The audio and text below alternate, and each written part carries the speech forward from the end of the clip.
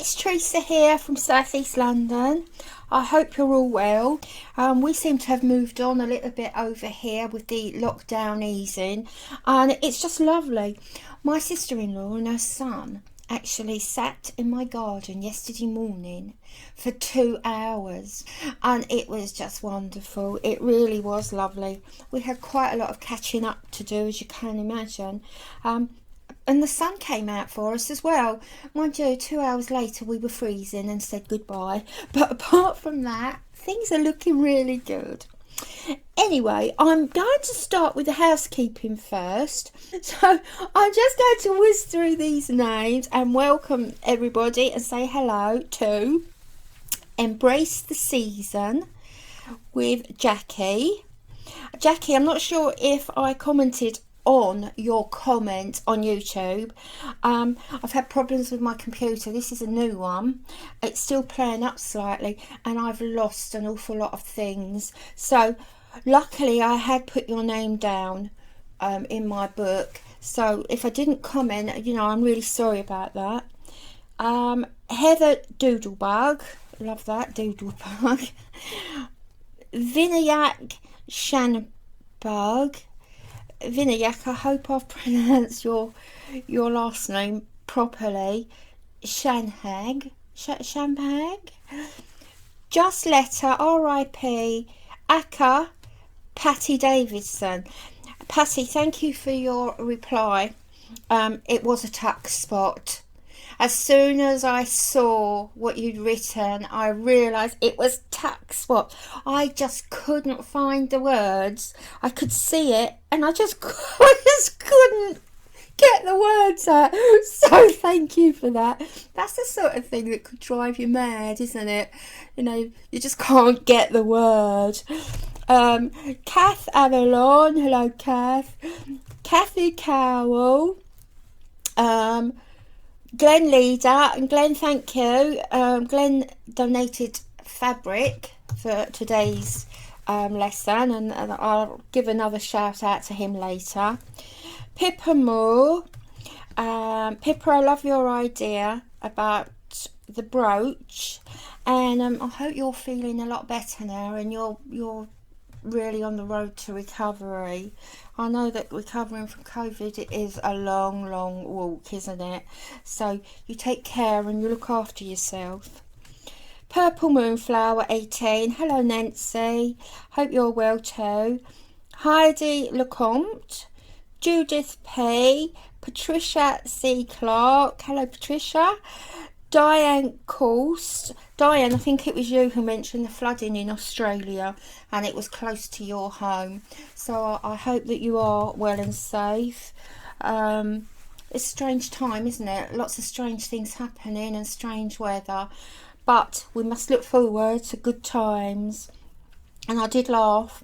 I did laugh when you mentioned about falling off the perch. You've got so many projects to do that you're worried that you're going to fall off the perch. So I tell you what I'll do them slower. I'll make the projects slowly, okay? Not so many, and then you can catch up. Having said that, I hope you're finding time to eat and you're not spending all your time sewing. Laura Kay, Raylin Refugini, who like my garbage story. It's a way of life, Ray. Unfortunately, it's not a story. It is the story of my life. It's disgusting, isn't it? And Jackie Galloway, big hello to you all, and I hope you enjoy this. Now, this project started a year ago, actually, around about the lockdown, I think. I can't remember. And I went to the Tate Gallery. As you know, I'm a member of the Tate, and it's not so far away. And Andy Warhol's exhibition was on. Now, I'm going to be absolutely honest. Andy Warhol has never ever appealed to me. I'm more French Impressionist.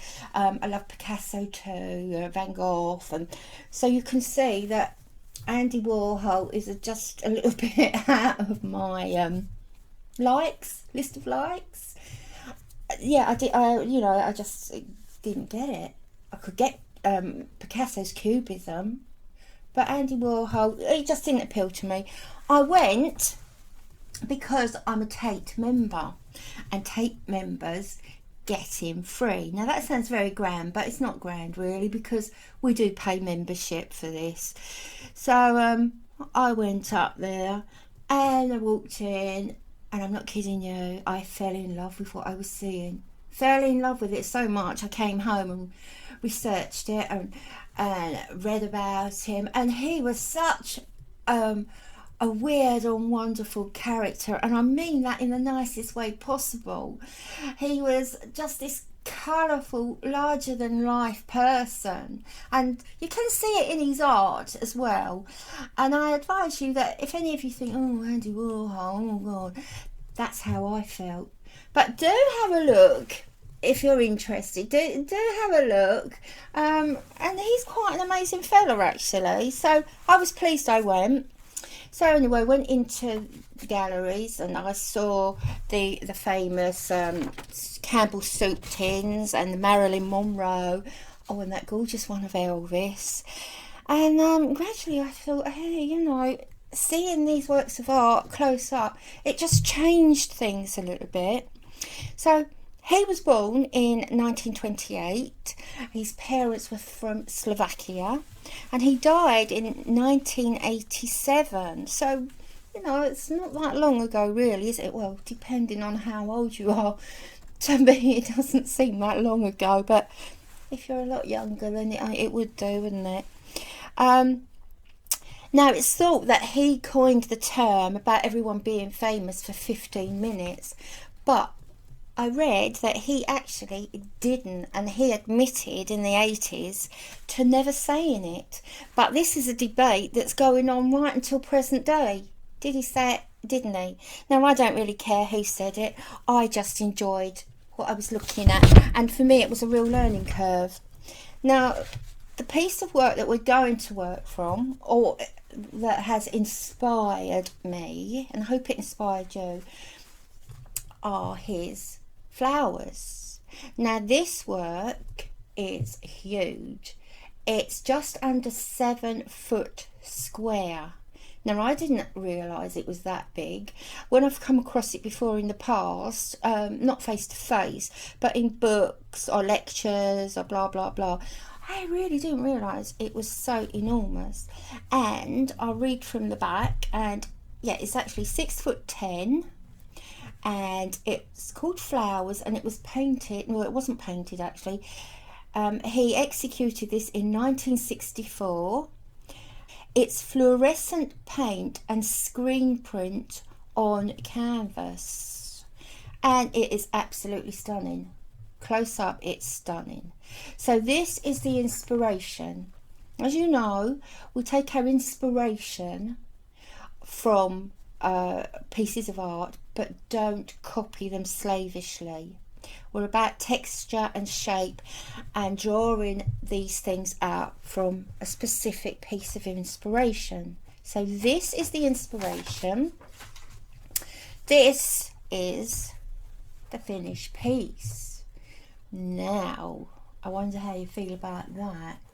It's cushion, and it was based on another cushion that I have down there.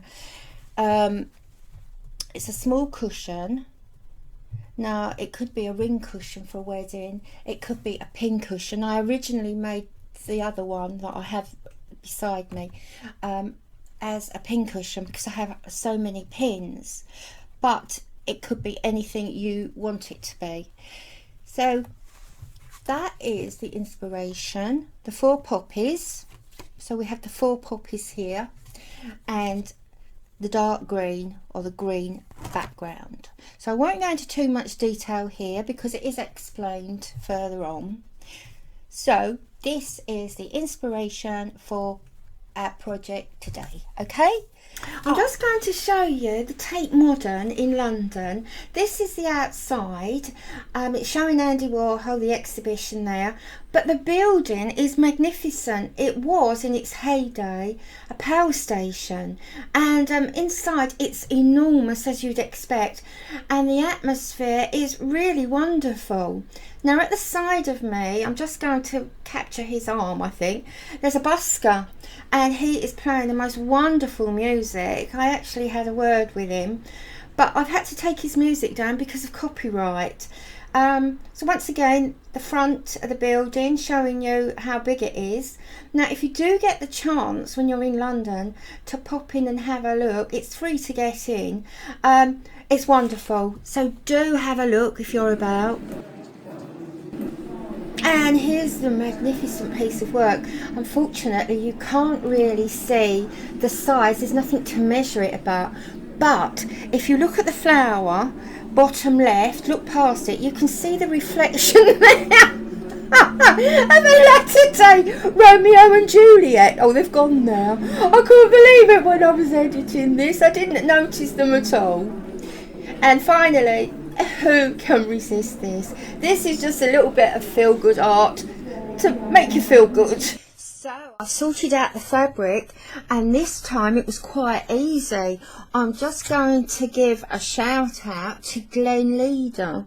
He was walking past a shop that sells blinds, and he said a man came out with a big plastic bag full of fabric to put in a skip that was in the road. He rescued them for me. Look, beautiful fabrics, and I have exactly the same design but in blue, and there were other odds and ends there as well. So Glenn, thank you very much for this, and I really do appreciate it. I'm going to use these for this. Now I've had to change what I thought I was going to do because I like this fabric so much. So now I'm going to have to spend a little bit of time just working out how I'm going to use this. I might do this in the one colour in green, but get the effect of the flowers and the grass through the different textures and the different patterns. But it's going to be predominantly green at the moment. So I really need to spend a little bit of time now working out how big I want this and how I'm going to use these fabrics. This one is highly patterned, and so at some point we do want a contrast. Remember our design principles of contrast, pattern and the plain. So here Andy Warhol's done the same. That's elevating my status, isn't it? But I think you know what I mean. Look, you've got the plain here against the patterned background. So we're going to have patterned and plain. I do like that. I think that is absolutely beautiful, and it's quite a heavy fabric as well. You can see the back. I'd like to use that. This could be the plain. That is beautiful. It's like a satinized velvet there. But to slow stitch on anything like this, you could actually risk losing your stitches into the pile, because it's quite a substantial pile there. Look, if you can see that, that is the fabric. That is the fabric sort of moving, if you like, the depth of the fabric. So, but that would be ideal, the back of that. And don't forget to always look at the back of your fabrics as well, because very often the backs of the fabrics are nicer than the front. I'm not sure I can use this because it's too patterned, it's too textured. That would make nice tree bark. I mean, even the back of that, it's got indentations. It's indented here on the back, which means once again your slow stitches would possibly be lost in that, unless you're using thick wool, which at this moment I hadn't thought of, but I won't be using that. I think this is gorgeous. This is lovely. and it's lovely, the back as well, look at that. So that is lovely, and that is lovely. I hope to use some of that. Oh, see, it's all lovely, isn't it? Once again, this is plain, but it's patterned. And this, so there's a few things going on here. That is lovely, and this is quite beautiful.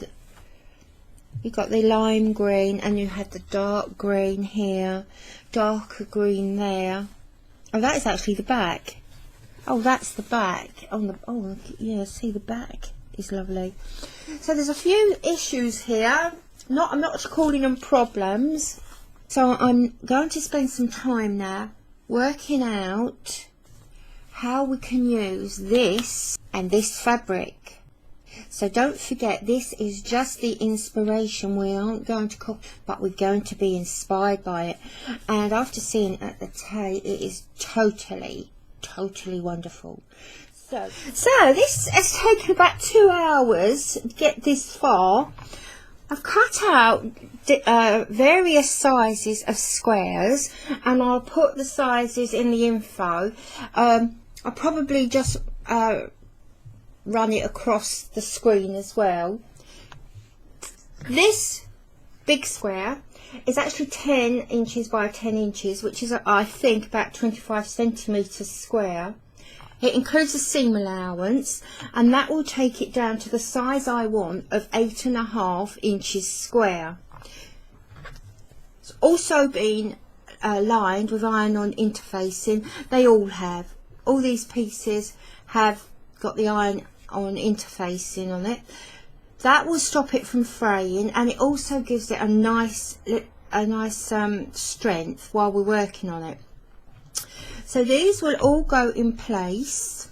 They'll all be placed that way. I didn't initially cut out the red. I just cut out the green and I placed them down. And there was definitely something missing, and it just didn't feel right. And I thought, it's the red. I need some red on there. The colours of the flowers on Andy Warhol's piece.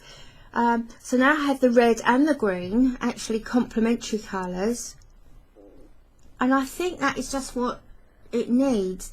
Having said that, looking on the screen, that red is really nice. I wonder if the red, I should have had the red centre. I can do that with stitching. Yeah, that's a thought, isn't it? Bringing the red out here. Now this piece here, I want to keep an inch between. I want a nice border, an inch wide either side. Now I've also found this, and I think, having said about the red, I might incorporate that, but I won't know yet. I won't know until we get to the scruffy stage and to see what it needs. Now, my inspiration for this actual design, now obviously I have been inspired by Andy Warhol and the flowers. I've got the colours there, I've got the flowers here, the colour there, is this cushion. Now this cushion is patchwork, and it's been made like the patchwork should be made. It's machine sewn like this. And I like this very much. I always intended this to be a big pin cushion, but I just couldn't stick pins in it. But maybe I will do now I found it again. So I'm using this as the inspiration for this. So there's two lots of inspiration going on. There's the geometric shapes of the patchwork, but there's the colour of the Andy Warhol piece. Now I'm still not sure about this, whether I'd like to bring the shape of the flowers from Andy Warhol's work to here. I'm not sure. I think I need to think about that. That has just sprung to mind looking at it on the screen, whereas it didn't sitting in the chair. But I will work that out, and my next thing to do will be to pin them all down, and the pins go through these really nicely. You think it might be different, a bit difficult because of the nature of the fabric. Oh, that pin's died. And then I will tack as normal, not all the way around the shapes, just across, clipping each one, clipping them down like so, and that will hold them in place. Really don't need to go right the way around the shapes. So that is the next thing. Once I've worked out whether I want something red there, although the pinwheels, I could put pinwheels there. Yeah, I'm going to leave it as it is. Yes, I'm going to leave it as it is. As you see it now, I'm going to take it away and I'll tack it, and I'll another one and I'll get back to you as soon as I've tacked it. Right, but first I'm going out for a walk. It's a beautiful day out there, and I can't stand it any longer, so I'm going out for a walk, and I'll get back to you as soon as I'm back and made a little bit of progress. So it looks as if I've hit the scruffy stage a bit early. I have tacked these down in places, and you can see it only took a few, three rows to hold these in place. Going down 1, 2, 3 that side, and doing exactly the same this side. So that was no problem at all. I sat back and I looked at it, and it looked so bare, and I thought it needs something to give it a lift.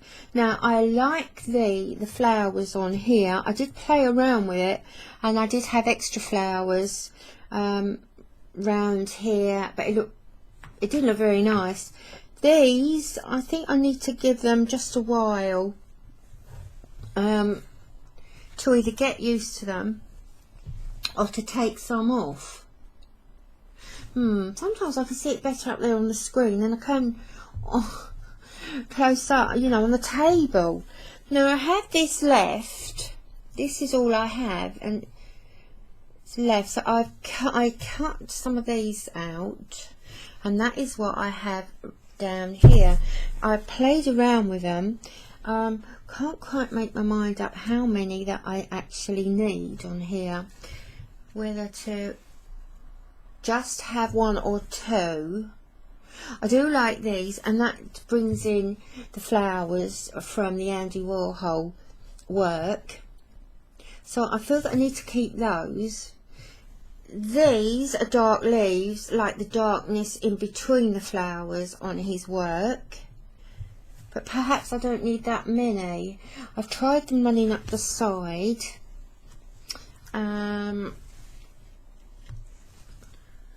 Let's have a look.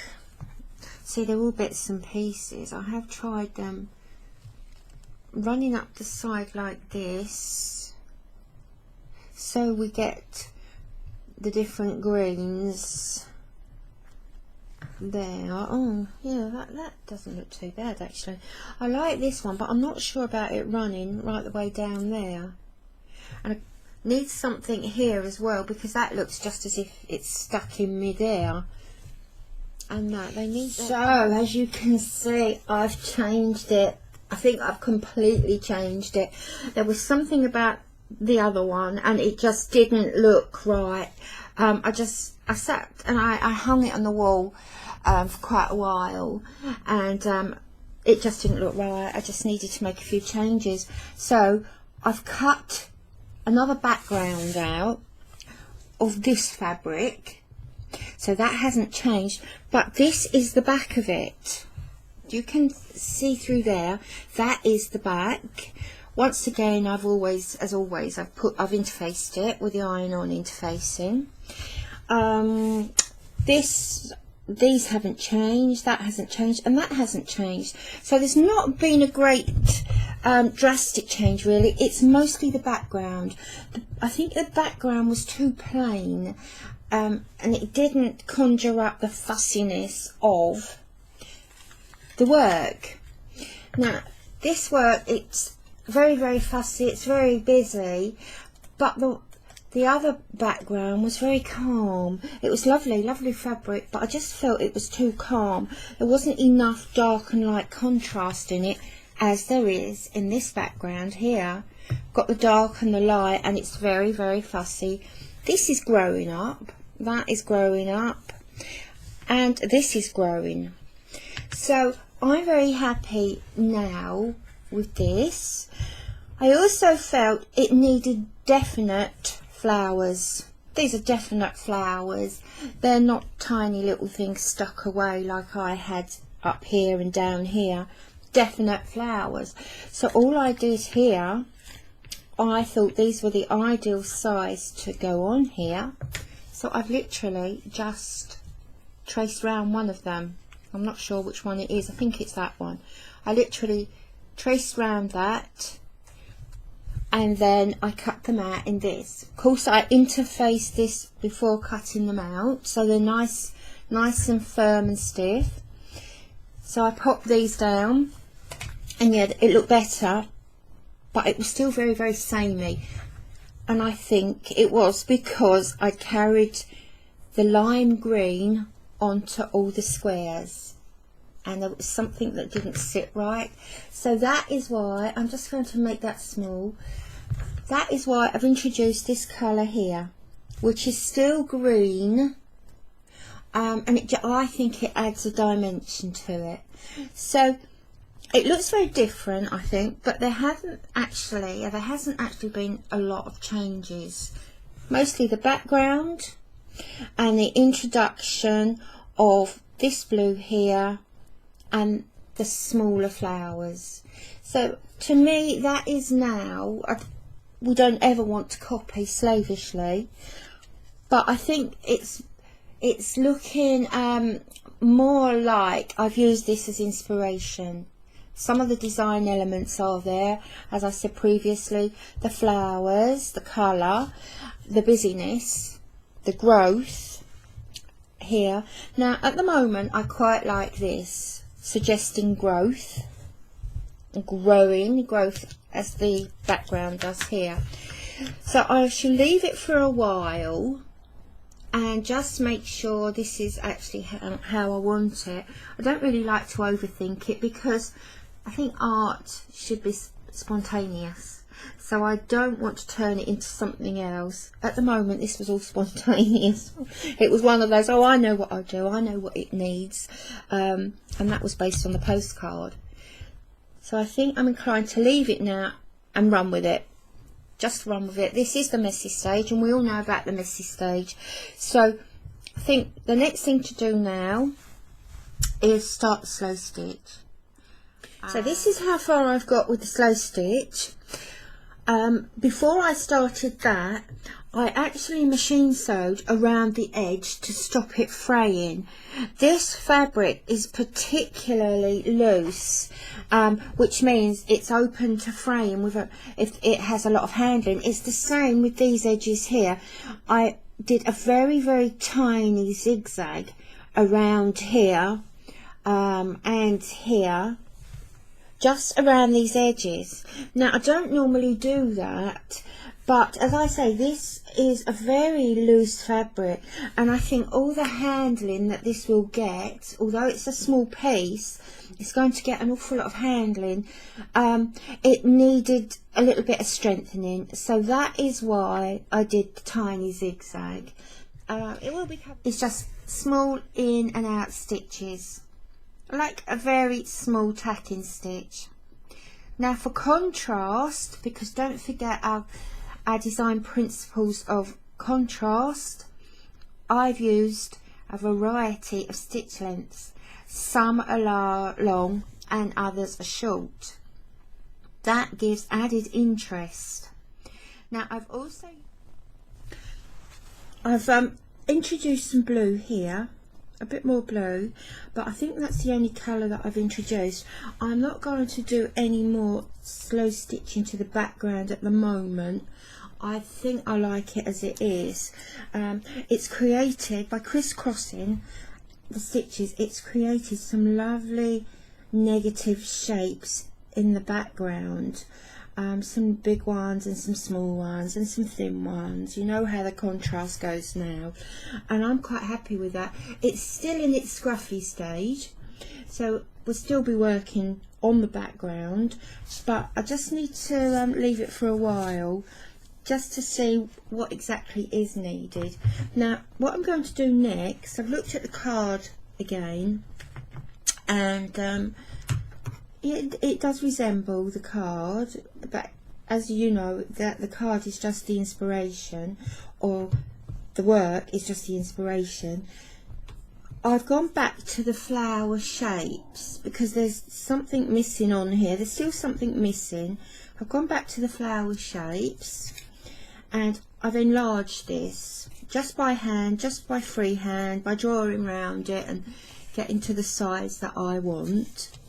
And I've decided I'm going to try now going round these shapes. I'm placing these now onto the squares, the light green and the dark green squares. I'm going to place these shapes over there, so over the red flowers, and at this stage I'm thinking of doing an outline, just a red outline around these to create more shapes, add a bit more colour, and to introduce some more line, some curved line this time, as opposed to the straight lines. So I'm going to give that a try just to see how it's going to look. So I shall tack these, or sorry, pin these on. I'm going to turn that over because these lines here will detract from sewing. So all I should do is place that over into the square. It fits neatly into the square. Pin that down. Just need 2 pins. I'm not even going to tack it. But I'm going to add 2 more pins to make sure these petals stay in place. So just 2 more pins, one there and one here. And this fabric is so thick in places now, especially with the stitching. I did have trouble in some areas pulling the needle through. Now I will start going around just once to see how that looks. So as you can see, I got completely carried away. I forgot the time and got completely immersed in this, and I finished the outlines. I've done the 2 rows here all the way around the 4 flowers. I used running stitch, a laced running stitch. I'm just going to show you how to do it just as a refresher. So for demonstration I'm using the large-eyed needle and the Hessian. So in from the back, nice knot on the back so not to pull it through, and just the running stitch, the in and the out, in and out. Nice line. I mean, I'm doing a straight line, but obviously the lines that I did around the flowers are curved, and this is so easy to do and it's a lovely effect. So from the end of the row I'm just turning back now and I'm going under the first one, pull it, but hold your thumb there so you don't pull it into a straight line. You need a little bit of a curve there.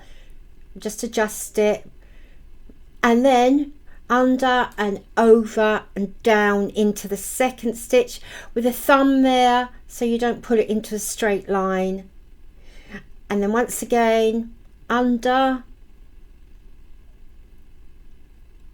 thumb in place so you don't put it into a straight line.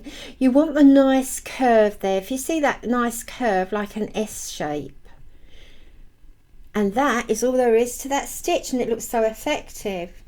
So I did the 2 rows around there, then I decided it still needed something else to lift it, and I think I might put some blingy on there, some beads or some bling. Need to do something in the center there just to highlight the centers of the flowers, and I think I'd probably be with beads, but watch this space.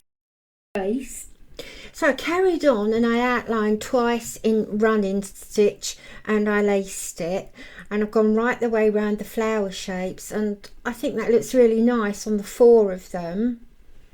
It's adding texture, and it highlights, I think, the colour. It brings out the complementary colours, the red against the green. And if you see the beads highlight the shape, and that's a beautiful texture there.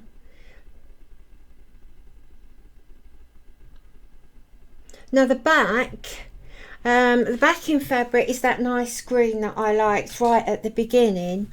Now it's the same size as the front, and as you can see there, I've put some iron-on interfacing on there. It's a very light interfacing. Now place the right sides together. So as you can see, the right side of the back is against the right side of the backing fabric. Now I do advise that you pin all the way round just to hold it in place. So don't forget to leave a gap of about 4 inches for the stuffing. Now I've sewn around the 3 edges of this, and I've only partly sewn down this edge, the 4th side, and I've left the gap here for the stuffing. Now to pull it out, put your hand in as far as you can and try to pull the corners out. It's quite easy to do, and then the whole cushion comes out through that gap that you've left for the stuffing. Make sure the corners are nicely pointed, as much as you can do. And we're almost finished. So through this gap here, put the stuffing in. Now put as much in as you want, so you get the sort of plumpness in your cushion that you want. Make sure you push the stuffing into the corners. So push your fingers right down inside and make sure that you push the stuffing into the corners. And it's looking good already, it's looking plump. And just keep pressing it down in places to make sure it's as nice and firm as you want, or as nice and soft as you want. Now next thing we're going to do is push the edges, those raw edges, inside. And we're going to secure them, going to oversew them. First we need to pin them together, so just take a couple of pins just to hold them down while you sew. There's no need to tack, the pins should be enough. Just 2 there, and probably another 1. Lovely. Now that is secure, and that will hold it while you secure it with the oversewing. Now I'm using 3, I think it's 3 strands. I've got 3 strands here with a nice long needle with a large eye. It's not too thick, this needle. Now I'm going to push the needle inside the cushion, and see the knot, the head knot there. I'm going to push it inside, lose it inside so you can't see it, and it's well hidden now. I'll just make that enlarged, and hopefully you can see that a bit better. And the oversewing stitch is just from one side to the other, keeping it as small and neat as you can, because this will be on show. You'll be able to see this, so keep them very small and tidy. And this is coming to the end of the row now. There we go. Oversew it a couple of times in one place, and that is your cushion almost finished, nice and plump and soft. Now the next thing to do is to think about the decorating on the front. I've decided to use some wooden buttons. So I found the centre of the cushion, and my first button is going to go in the centre. So find the centre of the back and bring the needle up from the back to the front, and you're going to pop the button onto the needle in the centre and really just sew it down like you would if you're sewing a button on anything. But the difference is it's going to match a button that's on the back. So the needle is going to go through the holes in the front, through the stuffing and into a button on the back. Alright, it's quite a difficult thing to do at first. And some of this you will actually have to do blind by touch, because you can't look at the back and the front at the same time. And at the moment I've got the cushion on its side, so I can actually gauge the back and the front and match the holes up with the needle. But as I say, it's not an easy task to do, but it's worth the effort because it looks nice. Now I can see on the screen that there's a lot of pixelation going on at the moment. There are too many colours, and because the computer's new, it is actually trying to adjust to the colours. But I hope it's not giving you a headache. It's blooming annoying. I have tried to fix this. But that is the first button in place.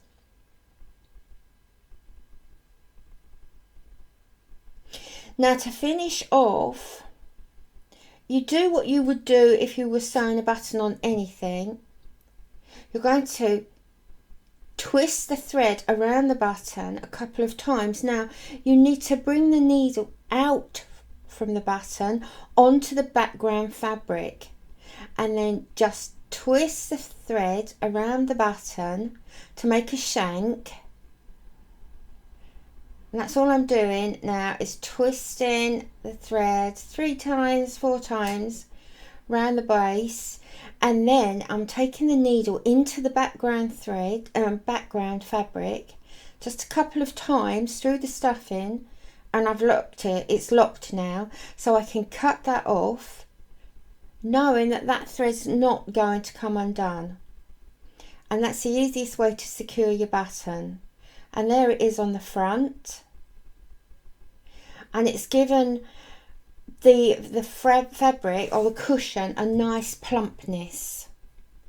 Now I'm going to take the smaller buttons and do the same on each of the flowers, and here's the finished cushion now, totally finished. Back done the same as the front and secured, and that's it, finished. And I really hope you enjoyed that, and I do apologise for all the technical faults, and I will sort them out. But take care and good luck.